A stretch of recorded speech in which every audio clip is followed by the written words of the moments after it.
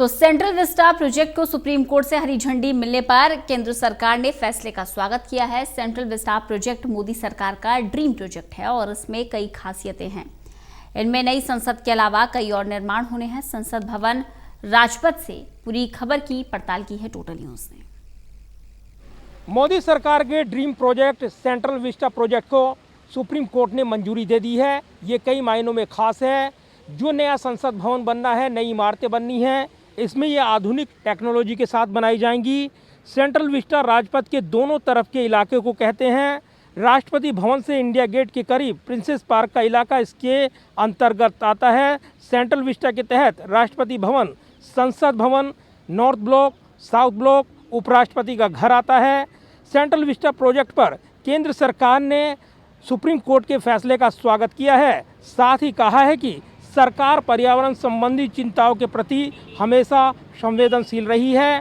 केंद्रीय आवास और शहरी मामलों के मंत्री हरदीप सिंह पुरी ने सुप्रीम कोर्ट के फैसले के बाद कहा कि सरकार निर्माण की अवधि के दौरान उच्चतम मानकों का पालन करना जारी रखेगी। दरअसल पुरी का मंत्रालय ही इस परियोजना पर काम कर रहा है। पुरी ने कहा है कि दिल्ली निश्चित रूप से एक विश्व स्तर की राजधानी शहर बनने की ओर बढ़ रही है और साल 2022 में आज़ादी के 75 साल पूरे होने पर संसद की नई इमारत बनकर तैयार हो जाएगी, जो नए भारत की आकांक्षाओं को दर्शाता है।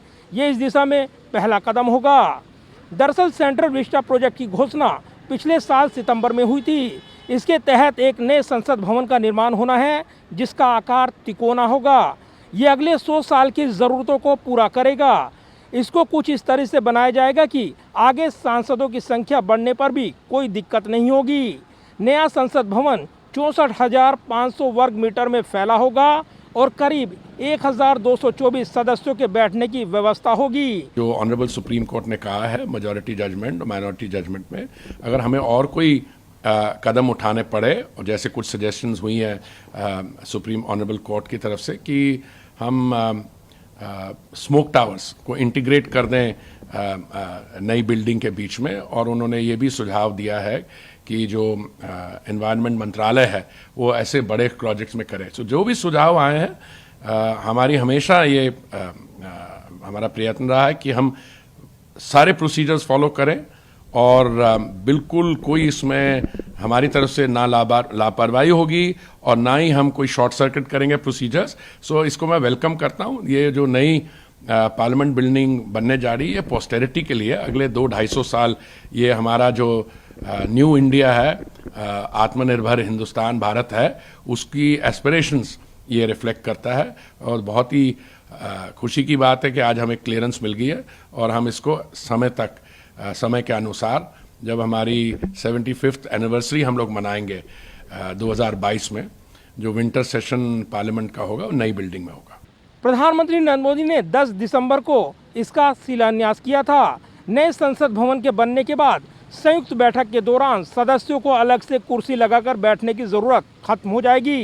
सेंट्रल विस्टा में एक दूसरे से जुड़ी 10 इमारतों में 51 मंत्रालय बनाए जाएंगे। अभी ये मंत्रालय एक दूसरे से दूर 47 इमारतों में चल रहे हैं। मंत्रालय को नज़दीकी मेट्रो स्टेशन से जोड़ने के लिए भूमिगत मार्ग भी बनाया जाएगा। राष्ट्रपति भवन के नज़दीक प्रधानमंत्री और उपराष्ट्रपति के लिए नया निवास भी बनाया जाएगा। अभी दोनों के निवास स्थान राष्ट्रपति भवन से दूर हैं। उम्मीद जताई जा रही है कि सेंट्रल विस्टा के तहत ये प्रोजेक्ट साल 2022 तक पूरा कर लिया जाएगा। ऐसे में सुप्रीम कोर्ट के फैसले के बाद मोदी सरकार का अहम ड्रीम प्रोजेक्ट सेंट्रल विस्टा का काम और तेजी से आगे बढ़ेगा। कैमरामैन विद्याधर के साथ प्रदीप कुमार, टोटल न्यूज़, दिल्ली।